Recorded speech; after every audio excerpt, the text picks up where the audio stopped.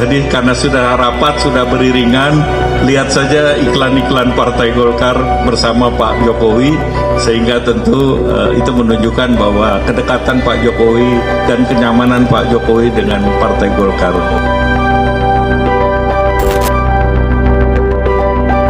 Semua orang bisa bergabung ke Golkar, tapi tentu dengan cara-cara bergabung aja boleh, apa tidak boleh.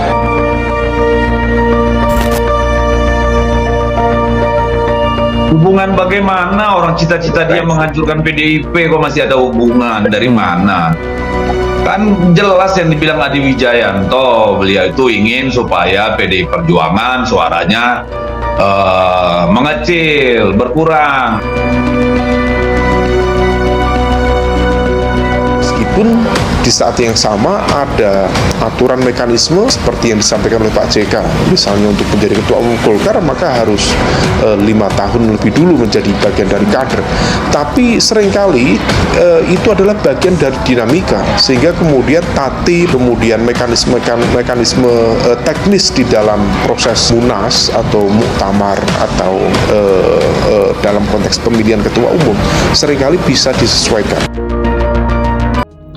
Ya, teman-teman, memang PDI Perjuangan dengan Pak Jokowi tidak harmonis lagi karena mereka sudah berseberangan di pemilihan presiden di tahun 2024 ini, di mana Pak Jokowi lebih condong mendukung pasangan 02 Prabowo Gibran, sedangkan PDI Perjuangan punya capres sendiri, paslon sendiri, yaitu Ganjar Pranowo dan juga Mahfud MD.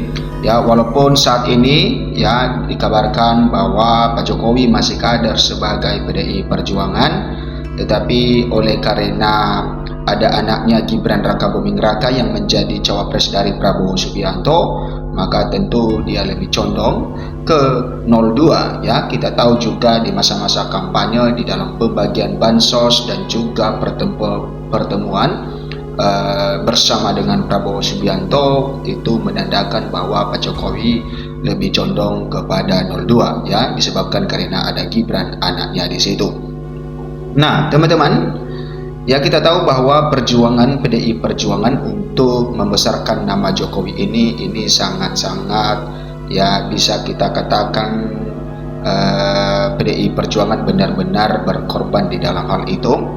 Ya, karena dari Pak Jokowi menjadi wali kota Surakarta atau wali kota Solo hingga menjadi Gubernur DKI Jakarta dan bahkan menjadi presiden 2 periode. Ya, bukan hanya juga Jokowi yang diangkat oleh PDI Perjuangan, bahkan ada anaknya Gibran juga yang pada saat itu menjadi kader PDI Perjuangan, menjadi wali kota Solo, dan juga menantu Pak Jokowi menjadi wali kota Medan, yaitu Bobi Nasution. Nah, kita lihat bahwa bagaimana manuver Pak Jokowi di dalam Pilpres tahun 2024 ini, di mana dia pertama dia itu mendukung Ganjar Pranowo, tetapi di dalam tengah perjalanan maka dia hengkang dari PDI Perjuangan mendukung Prabowo Subianto yang merupakan lawan dari PDI Perjuangan.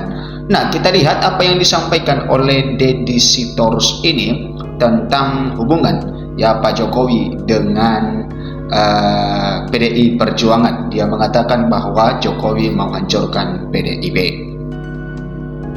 Ya, tuduhan Deddy Sitorus Jokowi menghancurkan PDIP.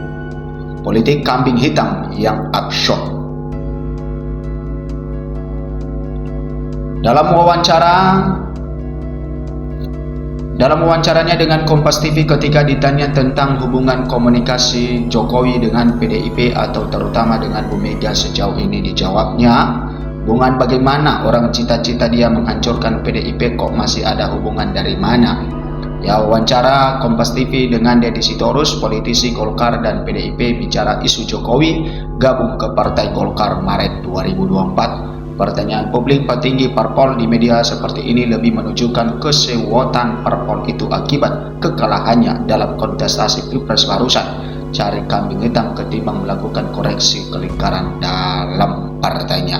Nah, teman-teman, kita tahu bahwa akhir-akhir ini santer diisukan bahwa Pak Jokowi akan bergabung dengan Partai Golkar, dan diisukan juga bukan hanya bergabung, maka akan menjadi Ketua Umum Partai Golkar menggantikan Airlangga Hartarto.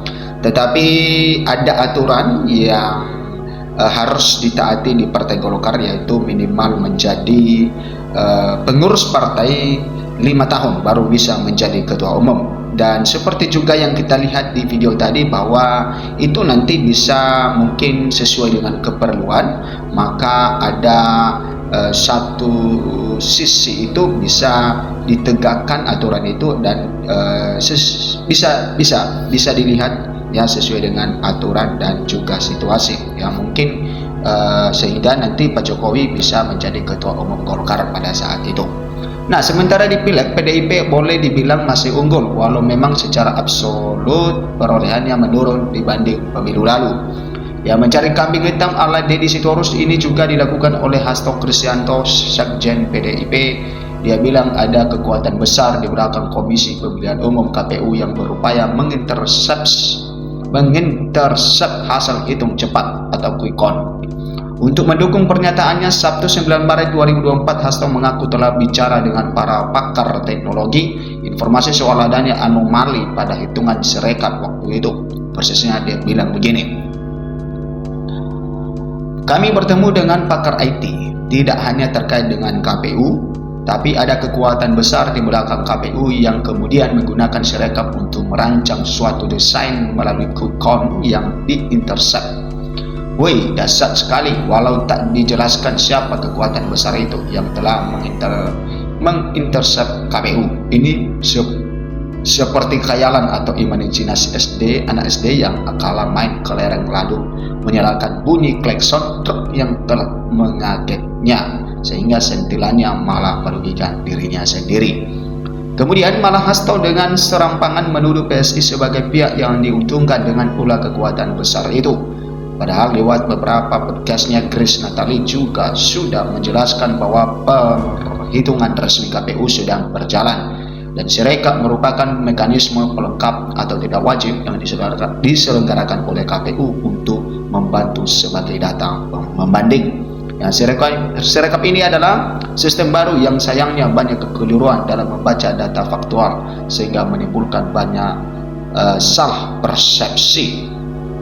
Mengenai ini, KPU sendiri sudah mengakuinya, tapi sayang parpol yang mestinya bisa memahami, menjelaskan ke publik malah ikut-ikutan memperkeruh keadaan.